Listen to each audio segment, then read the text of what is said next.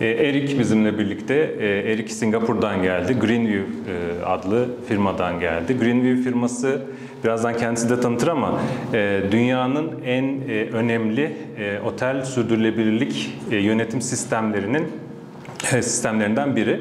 Dolayısıyla burada tabii bizim turizmle ilgili yaptığımız çalışmalarda da işbirliği yapmak üzere burada. Aynı zamanda işte otellerde turizm, sürdürülebilirlik yönetimi, işte sürdürülebilirlik göstergelerinin ölçümü, değerlendirilmesi vesaire bu konularda bizimle kısa bir konuşma yapacak.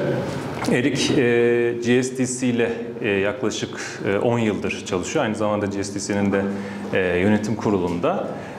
Ve bugün de burada bizim misafirimiz olarak kendisi burada. So welcome. You can start your presentation whenever you are ready. Thank you very much. Thank you. Thank you, everyone. I'll sit down. Yes. Pleasure to be here. Thank you so much. Sorry you had to wait for this presentation, but hopefully will be worth it. We've been talking for a while, and we've heard of the amazing things that are going on here, and the beautiful place it is. So it's always a pleasure to come and present a lot of boring data in a nice place, especially in a cave. So this is new. So Eric Ricaurte'yi is founder and CEO of Greenview. So I came in from Singapore, and what I want to present right now, this will make the PowerPoint available, is one way that we have taken the approach of the main question of sustainability is how do we actually get people to do things, how do we motivate, how do we move and create more movement in sustainability. I've been in this field for 27 years now in sustainability, and I started in hospitality tourism. And so we set on one angle and one way on how we can approach that to really make change in our little niche. So I'll present a little bit of how we do that, about 30 minutes, and then we can have some discussion. You can ask me anything you want. So Greenview, I started in 2008. We do what is known as sustainability or ESG consulting, helping companies measure and report and implement sustainability programs. We do this mostly for hotel companies. Because we work with so many hotel companies, we had the ability to develop programs, tools, software, and things specifically to help them implement because it gives us a scale. Because there's so many hotels around the world, and if we can reach a good number of them, that gives us scale. And then because of that, we were able to play a wider role in helping do industry collaboration and benchmarking. Because sustainability, as I'm sure anybody who's worked with GSTC and others, is about figuring things out, finding solutions, and things evolve over time. So we have now built to work with over 60 companies across a myriad of services. And the services have started and they keep growing over time. When we first started, GSTC certification wasn't a service. There wasn't a need for a software. And a lot of the work we did was still evolving. But now we're in a place where sustainability is kind of mainstream and there's a lot of services. And so we're working to build and streamline that. So one of the things we've been able to do, and the reason I was able to build Greenview from a small company but have reach, was to become known as an expert for how to develop the methodology for things. So we first actually developed the methodology for how you calculate the carbon footprint of one room night, how you calculate the carbon footprint, how you calculate waste in a hotel, how you calculate the way that the hotel industry needs to decarbonize toward net zero. And so the way we're able to do this is work with all of our clients and industry bodies to develop these methodologies and these initiatives. And in doing so, several others as well. In doing so, we then gain expertise because we actually get paid to help figure things out or do it to have the first mover advantage on other consultancies or others to be really ahead of the forefront because sustainability is always moving, and so we, as consultants, have to be known to be ahead of the pack. So 3 ways that we catalyze, and that word is to catalyze. How do we catalyze among hotels, among tourism? And the model that we use, it's easiest among hotels, but it's easily transferable among other tourism businesses. So the first is performance benchmarking. So we partnered with Cornell University. At the time, it was 7 hotel companies and their research center. And we said, look, let's start an industry benchmarking initiative where hotels will give us, Greenview, the data as a project. We'll crunch the numbers, calculate carbon, calculate energy, water. We'll output a publicly available data set that can be used for public benefit for benchmarking. And then participants get special competitive benchmarking reports. So now it's called CHSB. Now we have a data set of over 25,000 hotels, 55 countries, and we benchmark energy, water, and carbon performance. When we started, we were only able to get data for maybe a couple thousand hotels, but it's grown over time. So it's a 10-year project. It's long-term to be able to really establish good metrics. We take the data, we harmonize it in a uniform format, uniform platform. We make sure we test validity, make sure the data is good. We throw out the data it's not. We then segment by hotels. We set minimum thresholds for benchmarks, and then we output the data. For the hotel industry, it's energy, water, carbon, and we use hotel-specific metrics. This is unique because in the world of benchmarking, it's very common for buildings. Building benchmarking, building intensity, but we specifically do things for a hotel, which is our sector. And so that gives it a special appreciation among the hotel companies. Then we use special segmentation by metro area, climate zone, country, or regions so that you can understand the performance in your region. And then also by segmentation, like a 3-star hotel, 4-star hotel, 5-star hotel, resort hotel versus non-resort hotel, a limited service hotel, so that you can also find better segmentation. And then what we try to do is we get more granular and more configuring in the data every year. So there's a publicly available data set every year we publish, and that's freely available to anyone, which has over 700 now geographies, countries, and it gives the range of performance for this that anybody can use for projects, for research, or for other data sets. And then the participants, they get a benchmark report back of a competitive set, which is much more granular and shows them where they are so that they can improve. What this does is we don't tell a hotel or a business necessarily, we don't go in and say you can change this light, change the heating, do all these kind of things. We don't tell them what or how much they can improve, but we get them the yardstick to see where they're at. And that's the most important that we found to catalyze sustainability. But this has other applications, and so because of carbon emissions are needed now for the world of net zero, everybody needs the carbon footprint of the product services they use as companies, even for consumers. And so travel buyers, businesses, policymakers, so our data set is used by a wide range of stakeholders to help understand competitive intelligence, to benchmark, and to do carbon footprinting and offsetting. So this is the complicated one, but this is the model we were able to create when we get scale, and it's about getting scale. So the first, something called HCMI, which is the way you calculate the carbon footprint of the hotel room night, and the way you basically set the boundaries. So that has common definitions, metrics, and a tool, and it's freely available. So anybody can calculate that way. Then CHSB, we take the data, we aggregate, segment, output it, and that's a big public data set. Then we have something called the hotel footprinting tool. So we convert that just for the travel audience. So you can go and say, okay, I'm staying in a hotel in Istanbul, 4 stars, what's the carbon footprint of a hotel there? And it gives that average benchmark.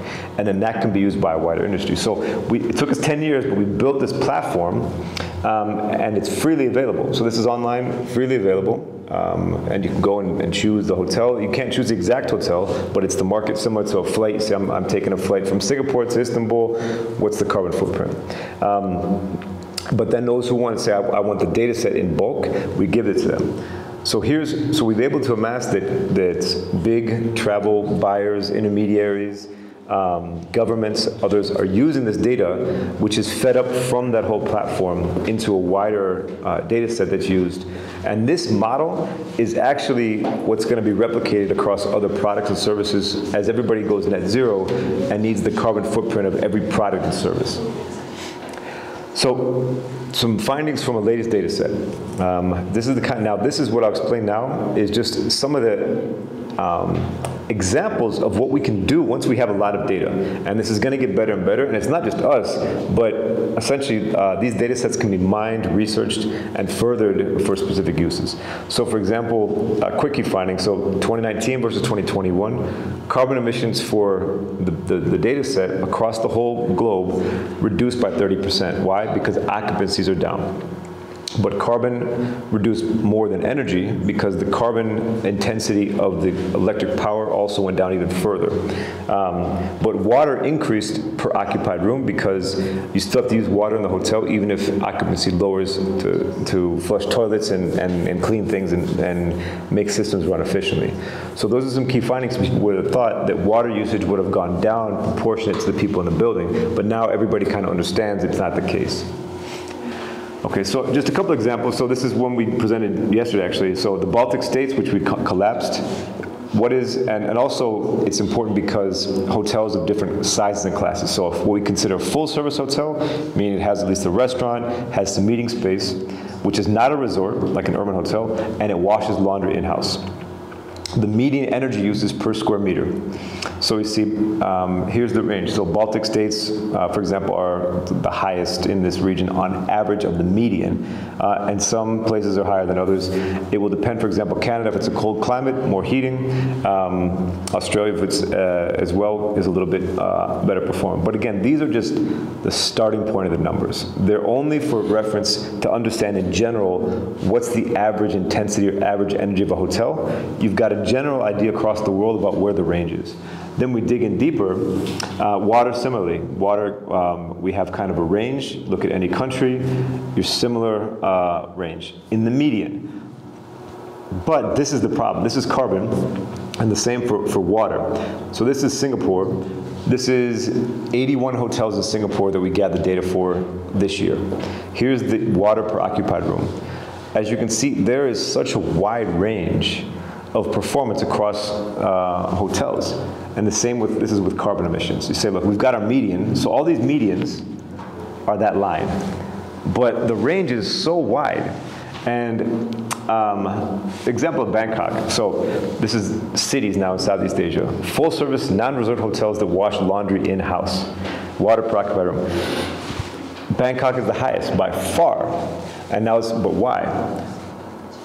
So if you look at that, we take the quotient. So if you say, okay, if there's 100 hotels, hotel number 75 versus hotel number 25, just the quartiles. Forget the outliers, just the quartiles, and you put the ratio of those. Here, the light blue is the 25, and the dark blue is the 75. And so you can see the difference, that's the ratio. So for example, in Singapore, hotel number 75 is 2.8 times more intensive in water than the 25 hotel. And that's fairly high, and normally it's about water's about 2.5, we find, but Thailand is really high. It's not that all hotels in Bangkok are high, it's that the upper quartile is high. So what that means is that there's a lot of inefficient hotels at the top. So governments and businesses should look and say, if I'm up there, I know based on other data sets that we can get down below. So that's the kind of, and again, it's not always resort, these are hotels that are all not resort hotels, they're full service hotels, and they outsource laundry. And so it's normalized by occupancy, and all hotels had a similar occupancy in a market. So that's the kind of data. And then the other thing is medians across segments. So here's the median of, this is where we're now, Singapore again. So this is the HCMI, or the carbon footprint of a room night. Limited service hotels, smaller hotels, less intensive. The most important one, resorts are higher, and luxury is much higher. Why? Because luxury is where you have bigger rooms. And so if you're dividing the total usage by the occupied room, you have more occupied room, you have more, it's the same room, but it's a bigger room to heat. So that kind of segmentation is important to understand where you fit. Now, when we get into global data sets, the number one variable for carbon is actually going to be renewable energy. It's how your energy is sourced and what fuel or what source is going in to make the energy. And so hotels can then generate or buy renewable energy. And this is 2021. It's grown a lot since. But you see, for example, India was leading. Why is that? Why India? Because actually in India, a lot of hotels in the hotel stock, they can't rely on the power grid. They have to kind of build their own redundancy, so they would generate their own energy, their own wind power, that kind of thing. But you can see this is the real race to see where it goes. Another one is to index the emission factors. So we index Singapore in this one against the others. So it's okay for the average carbon emissions per kilowatt hour of electricity from the grid. If Singapore is 1 to 1, Indonesia's 2 to 1, Japan's 1.3. And so it's this ratio which will then show how carbon efficient is the grid, because that's going to then determine the carbon footprint. And if we take that globally, it's much crazier. So I mean, those are just some of the data points and some of the ways you can look at the data. This is globally, but once you get data within one destination, you can do a lot of interesting things. And then comes, we can identify what are the pain points. So for example, when we looked at the Baltics was good in water, but high in energy. So let's focus some efforts on energy. And likewise, Bangkok, if I'm looking to improve my destination's performance, I know to focus on water. But so everybody in sustainability tends to gravitate directly toward this data. The performance, the benchmarking, the intensity, and normalize all that. And yes, once we have that, for me the more important thing is what are the things you have to do to improve performance? Because this is not just about energy or carbon, it's about any indicator. Any sustainability indicator, the real question is what do you do to improve it? What are the actions? And then getting people to do it. So we started something called the Greenview'in Trends Report, where we take data from 27,000 hotels the last time, 22 companies, a lot of global chains, they feed us data, and we just benchmark best practice. So the premise is this: in 1992, when the real conference Agenda 21 Sustainable Development started, the #1 sustainable practice in a hotel was the linen towel reuse program. And if a hotel was doing, and maybe had CFL light bulbs, it was doing some innovative things. But a hotel on a scale of 1 to 10 that was a 9 in 1982 is going to be like a 3 or even a 1 in 2022, because the expectation of best practice goes from innovative to expected. So if a hotel is a leader now, where will that hotel be in 2030? Maybe a 6, maybe it'll be a 3. It's all about moving practices from becoming innovative to emerging, common, and expected. So this is actual data tracking the dark blue is the linen towel reuse program prevalence. This was data from STR and American Hotel Lodging Association. They would do this every 2 years, and it took from 1990 to 2015. It took 25 years, 1920, yeah, 20, was that 20? No, 25 years for linen towel reuse program to go from nobody or innovative to common. And the light blue is reporting. The orange is actually destinations, the number of destinations who were doing sustainable destination planning strategies. It was nascent in the 90s. And now it was, again, up to like something like 250 that we found when we did this research a few years ago. But this is the issue. Sustainable development, we don't have 25 years to gradually change things. We need to change them quickly. And so what if you could actually catalyze this or like push it up? So that's the premise. Once we give the benchmarks of performance to say, hey, here's where you stand, you can motivate people to do more. And then for our trends report, by just giving, one thing is to give the assessment, are you doing this, yes or no? But then when you give a benchmark saying, 70% of the market is doing this and you're not, or other destinations are doing this and you're not, you push people and you push destinations, stakeholders, owners, operators, you push the envelope. And so that's what we're trying to do is catalyze. And you see it, for example, we track the trend. Measuring carbon footprint nearly doubled. Green roofs and things like that, they've also grown a lot more. And we track that trend about a practice going from innovative to expected, and this work itself helps stimulate that. And it's also important because it's asymmetric of what's important and what's innovative, what's not. Some people will think, oh, Talreese is innovative. Well, we can tell you by the data it's not, because everybody's doing it. Or people think that they should, we should be doing beekeeping or something like that because everybody's doing it. No, it's actually innovative. So it's that kind of data intelligence you can enable. So just a couple of things. So we see, for example, a sustainability champion, having someone in a hotel whose dedicated role, or they've been designated with sustainability and improving things. It's higher in Indonesia and Japan, but not in Korea. It's higher in Thailand, but globally, it's about a 50%. And again, this is among all hotels, but it's an emerging practice. Guest opportunities, for example, in Southeast Asia, where this data is from, Singapore was more of a business shopping destination, so it didn't really have that kind of GSTC cultural heritage activities, but now it's actually improved a lot in the past year. Again, to Baltics, we see sub-metering of water.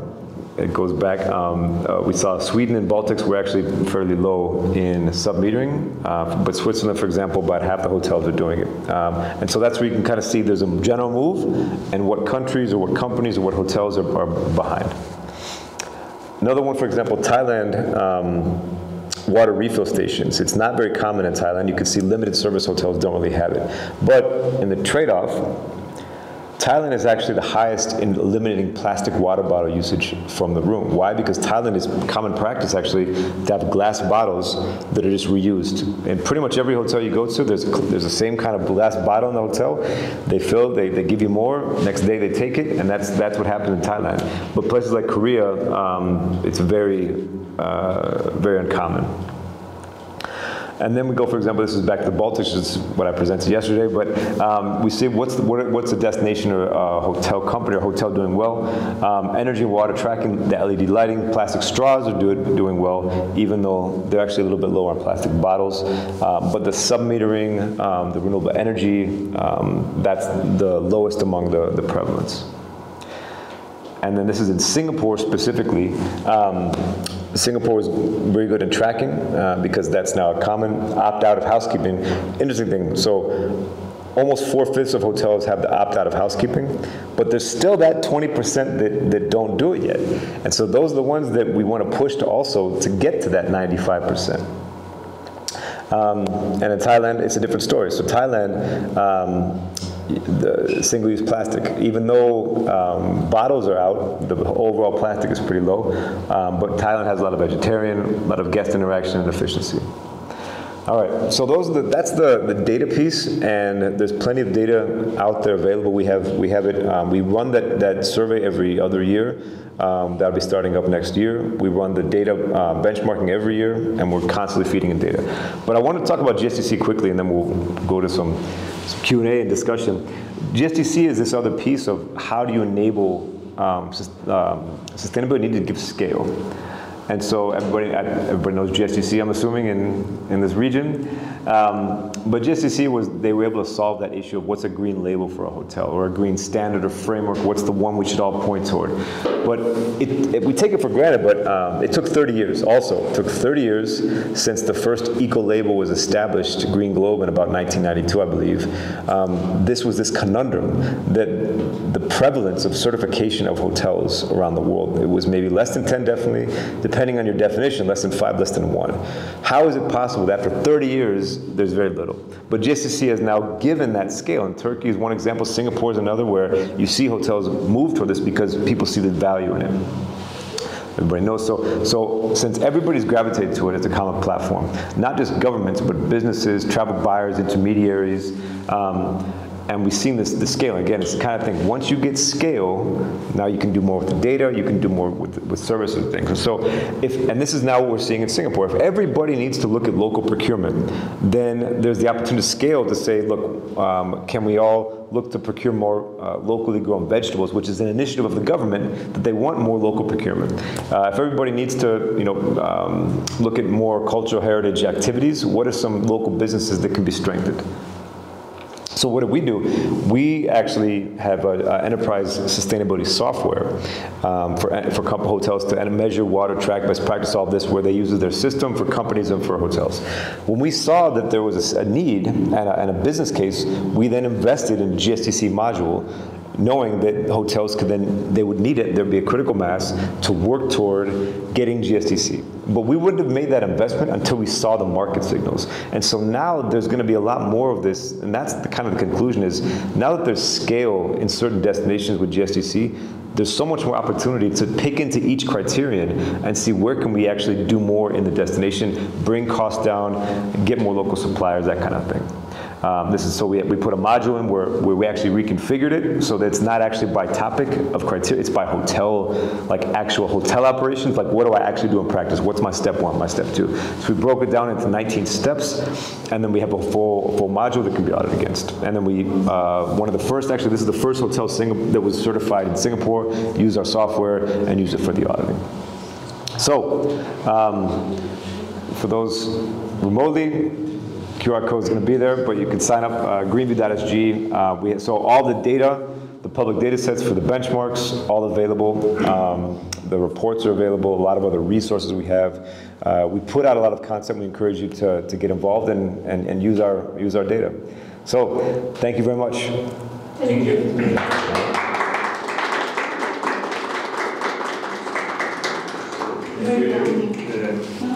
Let's see if we have questions. First, among the audience.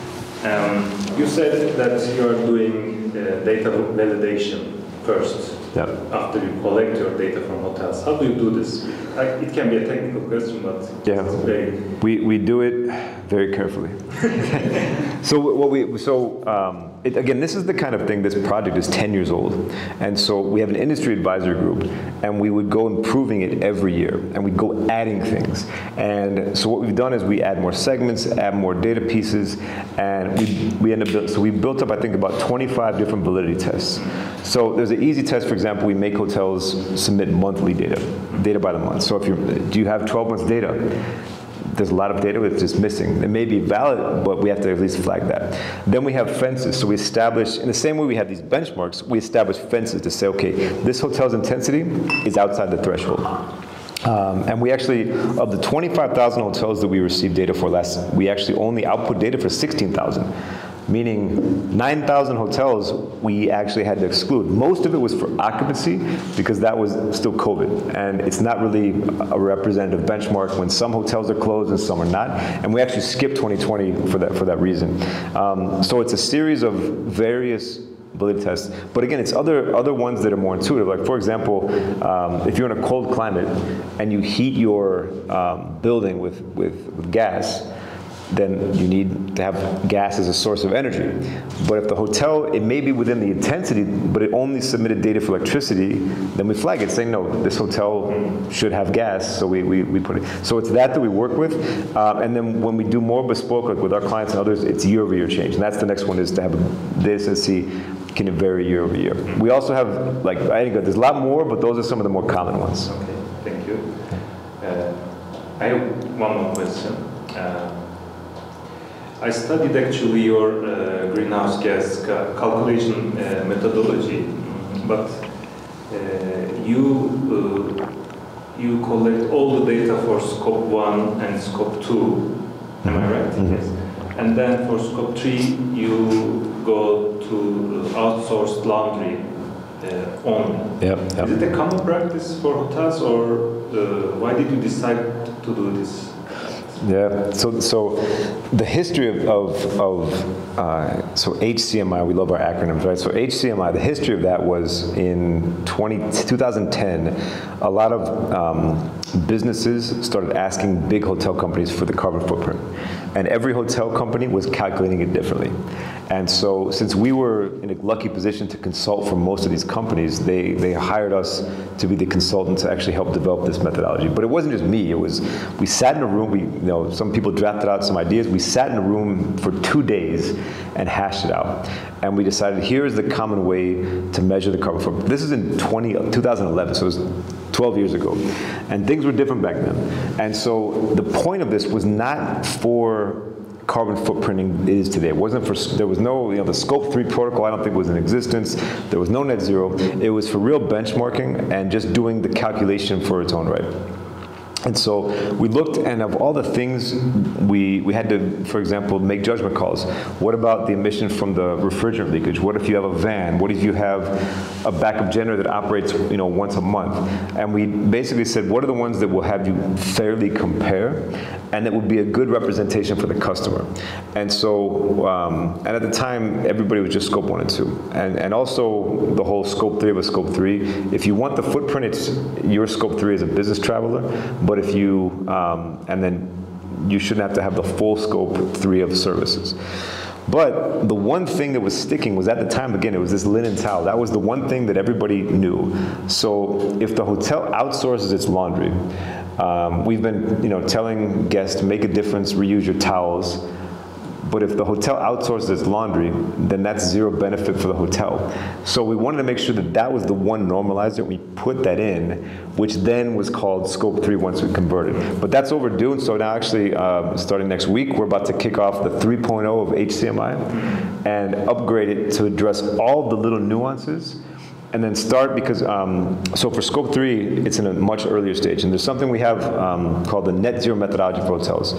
Similar, free methodology, 200 pages of content in partnership with major industry bodies, 20 hotel companies, to commonly define what is net zero, what are the scope 3 categories, how do you measure them, what are the boundaries. So that's all available, but that's more for like a company. What we're going to do is also, we have HCMI, and then with that is define these scope 3 metrics for net zero, and work with the industry to find it. So that's why, that's kind of the history, that's where it came from, that's why just laundry is in there now, but it's always evolving, so now is the next step. Exactly. So, any other questions? So Eric, thank you very much for being with us. It was very beneficial for me, and I hope it is for you too. Thank you, it was our pleasure. Thank you very much, thank you, my pleasure. Thank you.